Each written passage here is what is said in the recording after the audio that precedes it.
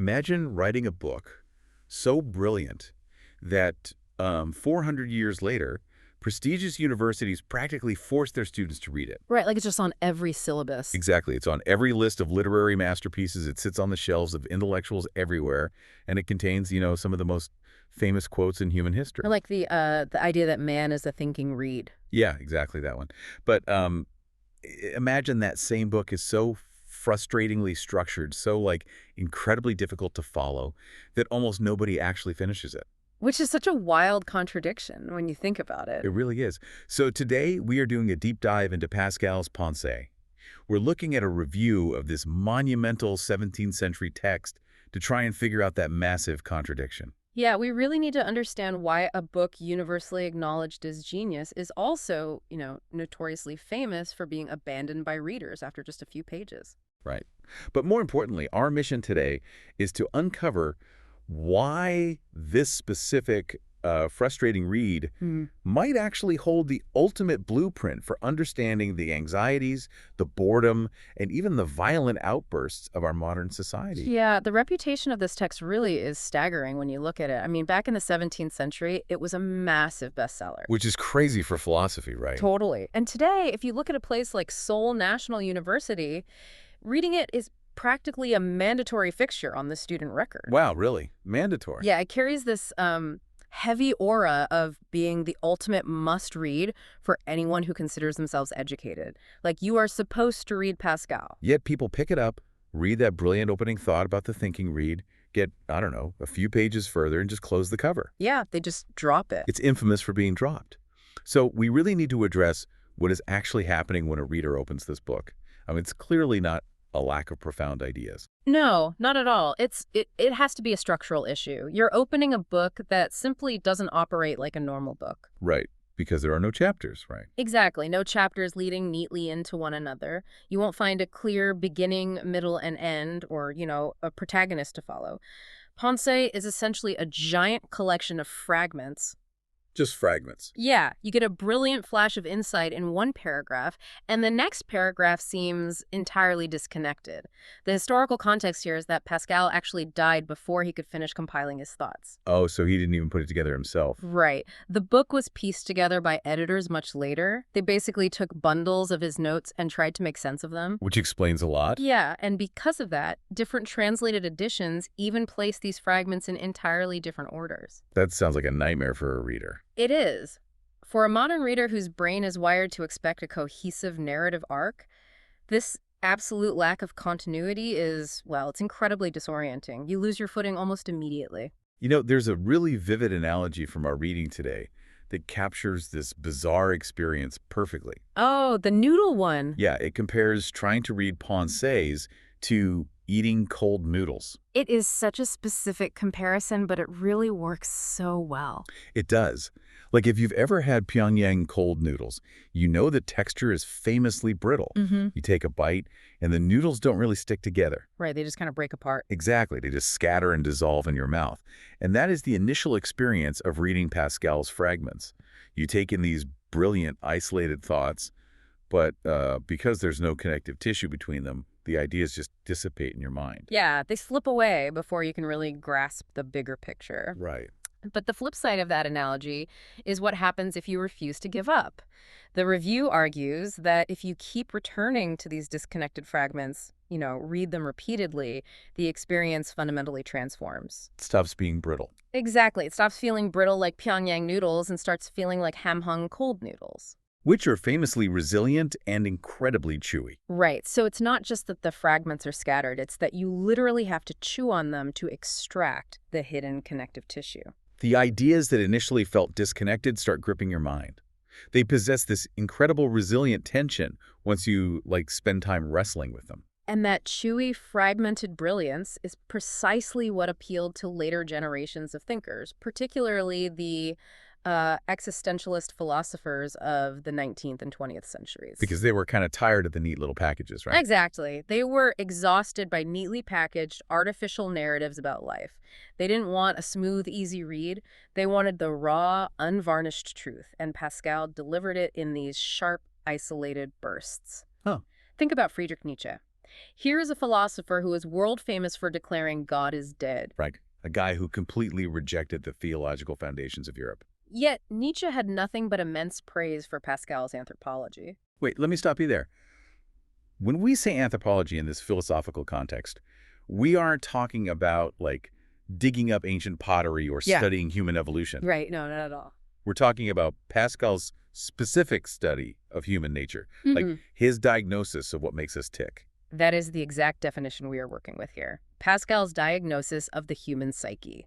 Nietzsche, coming from a completely opposing anti-religious worldview, recognized that Pascal's fragmented, stark breakdown of who we are was undeniably accurate. Wow. Yeah, Pascal saw right through the polite fictions of society, and even his greatest ideological opponents had to respect the precision of his scalpel. Which is wild, because you'd think a book this scattered, this fragmented, was written by someone unhinged, or at least highly disorganized. You really would. But the ultimate irony here is that the author was literally one of the most organized, rigidly logical minds in European history. We aren't talking about a reclusive mystic sitting in a cave writing down fever dreams. No, not even close. The text places him on the highest cultural pedestal. If Italy has Dante and England has Shakespeare, France has Pascal. The scope of his intellect is just hard to overstate. I mean, he was a legitimate, era-defining genius. He really was. He was a pioneering mathematician who created entirely new mathematical theories that we still use today. And an engineer, right. Yeah, an engineer who invented the mechanical calculator. A physical box with gears and dials where you input numbers and it outputs a factual, undeniable result. That's insane for the 17th century. And as a scientist and urban planner, he devised the very first public transportation system for the city of Paris. So we are dealing with a man whose entire life was built around systems, efficiency, and observable concrete facts. Exactly. Hold on, though. I'm trying to square this circle. We're talking about a guy who literally invented the mechanical calculator, a transit engineer. This guy's entire brain is wired for logic, structure, and hard numbers. Yeah, the ultimate systems thinker. So how does a man obsessed with verifiable systems conclude that the deeply cherished values humans hold so dear are just pure illusions? How does the transit grid guy decide that our dogmatic privileges and societal status are just, like, temporary prejudices? Well, he didn't abandon his scientific mind to come to that conclusion. He actually applied it directly to human nature. Oh, really? Yeah. As an engineer, Pascal understood the concept of structural supports. He looked at human life, looked at our egos, and realized that our entire sense of self is essentially propped up by artificial scaffolding. So he's looking at human society the same way he'd look at the load-bearing walls of a building. That's exactly it. He saw that our titles, our wealth, our societal status, the respect we demand from others, these are all props. Just props. Yeah, they're external mechanisms we use to keep ourselves from collapsing under the weight of our own reality. Pascal used his systematic, rigorous logic to methodically remove those props. Like tearing down the scaffolding. Right. He applied scientific rigor to dismantle the human ego, asking what happens when you take away the scaffolding. Okay, but what does that actually look like in practice? Like, how do you mathematically dismantle a human ego? Well, the text highlights his brilliant observations regarding distraction. Pascal points out that a king without his court, without his jesters, and without his guards is just a miserable mortal man sitting alone in a room. Wow. Just a guy. Just a guy. The title of king is just a prop. If you take away the constant distraction of ruling, of hunting, of being entertained by courtiers, the king has to face his own internal emptiness and his impending mortality, just like the lowest peasant. So the crowns cannot protect him from the human condition. Exactly. Pascal systematically reverse-engineered this dynamic across all human behavior.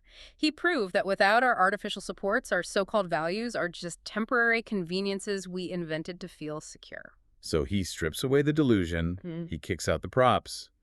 But once Pascal takes away the wealth, the titles, the constant distractions we use to numb ourselves, what is actually left underneath? Right, the core question. What did he believe is the baseline reality of the human condition? He defines our baseline reality with 3 devastating words: fickleness, boredom, and anxiety. Fickleness, boredom, and anxiety. Man, that is a brutal mirror to hold up to humanity. It really is. It leaves absolutely no room for arrogance. Pascal views the human mind as an unsolvable predicament. He describes us as being trapped in a constant, violent clash between extreme misery and extreme greatness. A clash between the two. Yeah, we possess profound intellect. We are the thinking reed, capable of understanding the vastness of the universe. Yet we are incredibly fragile, constantly bored, and deeply anxious about our own existence. Okay, to really understand the weight of this diagnosis, the review highlights a major philosophical rivalry, right, Mm-hmm. between Pascal and the works of Michel de Montaigne. Yes, Montaigne wrote a massive book simply called Essays. And supposedly, Pascal read Montaigne's work more than almost anything else, second only to the Bible. He engaged deeply with it, but largely to argue against it.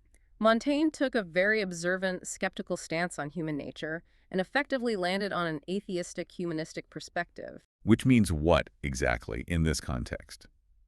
Well, his argument was highly pragmatic. He looked at all the religious wars and turmoil of his time and concluded that humans are fundamentally flawed, life is uncertain, so we should just accept our lot in life. Like, just chill out. Pretty much. Find joy where you can, be content with the life you have, accept that we are just animals with a bit of intellect, and make peace with your inherent nature. Don't overthink the existential dread. So Montaigne is basically the 16th century patron saint of it is what it is. Yeah, that's a great way to put it. Just enjoy the ride, do what makes you happy, find contentment, and don't stress about the big, unanswerable questions. That sounds incredibly modern and, honestly, pretty appealing. It is incredibly appealing. It's the core of modern humanism, the idea that humans can solve their own problems and find sufficient meaning strictly within the human experience. Right. But Pascal looks at that exact humanistic approach and completely rejects it. He argues that humanism alone is a trap. Because if our baseline reality is fickleness, boredom, and anxiety, you can't just slap a B content sticker on it and call it a day. Exactly. You cannot fix a broken machine using the broken parts. Pascal argued that because humans are a walking contradiction, this impossible mix of extreme misery and incredible greatness, we are fundamentally incapable of fixing ourselves from the inside. Okay, enough hands. His apologetic stance relies on this exact logic. Actually, let's pause on that phrase, apologetic stance. Just to be perfectly clear, for anyone who isn't familiar with theological terms, we don't mean he's saying sorry for his beliefs. Right, no. In philosophy and theology, apologetics comes from a Greek word meaning a reasoned defense. Got it. He is building a logical, structural defense of his worldview, and his stance is that true happiness requires an external force. The internal clash of our finite, anxious existence can only be resolved by relying on and listening to an infinite creator. So for Pascal, that external force is God. Yes. He believed Montaigne's solution of just finding contentment was an illusion, just another distraction, because it ignores the gaping existential wound at the center of the human psyche. The machine needs the original manufacturer to step in. Man, we are talking about a 17th century mathematician diagnosing the human condition, and it's so easy to treat this as a dusty academic exercise. Oh, for sure. But let's bring this firmly into the present moment. Why does a 400-year-old diagnosis of fickleness, boredom, and anxiety matter to someone listening to this deep dive right now? Because it is a 400-year-old warning that is playing out in real time today. Yeah. His diagnosis of underlying anxiety and nervousness perfectly predicted our modern societal state. Which is pretty terrifying. It is. In fact, we have built an entire global culture around the exact distractions Pascal warned us about. Let's ground this for a second. When Pascal talks about the inability to sit quietly in a room, that hits painfully close to home. Doesn't it? There's that famous idea of his that all of humanity's problems stem from man's inability to sit quietly in a room alone. And think about our daily lives. We cannot stand in line for 30 seconds without pulling out our phones to doom scroll. Yeah, guilty as charged. We put on a deep dive, even this one, just to avoid doing the dishes in silence. Our screens, our social media status, our LinkedIn titles, the constant stream of content, these are our modern props. They are the ultimate props. We are terrified of our own boredom because boredom inevitably forces us to face our anxiety. Right. But the reading goes even further than everyday digital distractions. It reveals a deeply chilling societal consequence. What's that? The text directly links the psychological state described in Fanse to the extreme tragedies we are seeing in the news right now. Wait, really? Yeah, it specifically connects Pascal's diagnosis to the random, motiveless stabbings and weapon rampages that increasingly plague modern cities. Wow, okay. That is quite the leap. Going from a 17th century philosophy text straight to violent street crime. How does the review connect those dots? Explain the mechanism there. Like, how does materialism lead to random violence? By looking at the root cause of the tension, the source argues these extreme acts of violence aren't just isolated anomalies or, glitches in the system. They are the boiling over of arrogant humanism and frivolous materialism. So it's a symptom of the culture. Exactly. If you tell a society that the material world is all there is and that the ultimate goal of life is self-gratification and personal convenience, what happens when someone fails at that? They feel like they have nothing. Right. Or worse, what happens when they get all the material things and realize they are still profoundly bored and still deeply anxious? That internal tension, the clash between misery and greatness, has nowhere to go. Without a higher purpose to channel it, that tension turns destructive. It ferments into resentment, intense selfishness, and eventually outward aggression. When humanism fails to provide true meaning and materialism fails to cure the boredom, the anxiety metastasizes into violence. The text argues that the inherent aggression of our modern materialistic society is a direct result of ignoring the fundamental spiritual and psychological gaps Pascal identified centuries ago. There is a deeply tragic irony highlighted in the text here, though. As our society becomes more hyper-focused on the self, as it becomes more selfish and, unfortunately, more violent, the demand for this 400-year-old book actually increases. Yeah, it's wild. People are subconsciously searching for an answer to this pervasive anxiety. And the reviewer even expresses this really poignant ultimate wish. They dream of a world where our society is healthy enough and whole enough that we don't even need to read Pensées anymore. It is a profound thought. What this deep dive reveals is that Pensée functions as a mirror. A mirror. It forces us to confront the fact that despite all our technological advancements, our artificial intelligence, our immediate access to information, our incredibly complex transit systems that Pascal himself would have marveled at, we have not outgrown our fundamental human frailties. We just have better, faster, and more addictive toys to distract us from the void. We are still the exact same anxious humans we were 4 centuries ago. Absolutely. Let's pull all of this together. We started today with the ultimate literary paradox. A book so fragmented, it's like eating scattering noodles, yet so brilliant, it gripped some of the greatest minds in history. Right. We looked at a true genius, a mathematician who designed Paris's transit system and invented the mechanical calculator, who used his rigorous engineering mind to systematically kick out our artificial props. Tearing down the scaffolding. Exactly. He stripped away the ego and revealed us as fickle, anxious beings wandering in a fog of illusions. And finally, we explored his argument that humanism alone is a trap, that we are caught in a violent clash between misery and greatness, and that true happiness requires looking beyond our own arrogant materialism to an external, infinite force. It's a heavy diagnosis, but it is one that forces you to examine the structural integrity of your own life. It demands that you ask, what is actually holding you up? And that is exactly what I want to leave you with today. A final thought to mull over as you go about the rest of your Met. Imagine if Pascal were sitting next to you right now, quietly observing how you live your life. What specific props or modern illusions would he point to? That's a tough question. What digital scaffolding are you using right now to avoid facing your own boredom and anxiety? If you strip away the screens, the convenience, the titles, and the endless, frivolous materialism of today, are you still just a thinking reed, trying desperately to distract yourself from the wind? Thank you for joining us on this deep dive. Keep questioning your own perspectives, keep examining the world around you, and we'll catch you next time.